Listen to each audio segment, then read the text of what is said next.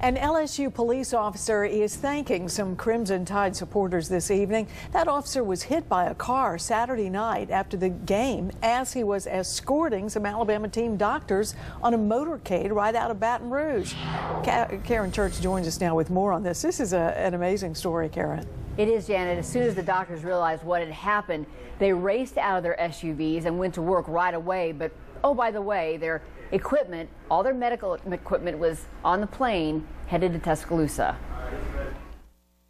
Dr. Lyle Kane Jr., the man closest to the screen, and three of his colleagues all pictured at a busy intersection in Baton Rouge immediately after the motorcycle officer was hit head-on. We didn't see it happen, but it happened just in front of us. So we were the first ones to the scene. He was unconscious. We had an injured police officer that was unresponsive, and his leg was essentially deformed significantly.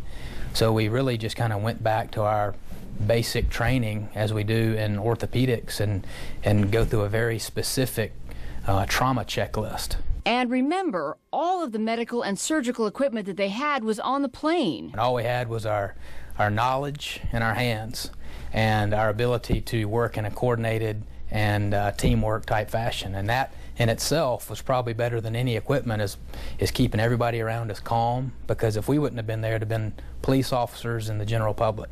But what are the odds of these orthopedic doctors, Kane, Emblom, and Dr. Norman Waldrop, who work at one of the top orthopedic practices in the world, being there at that moment? If you think about it, God probably put us there at that place and at that time for a reason, because you never know what could have happened if we wouldn't have been there.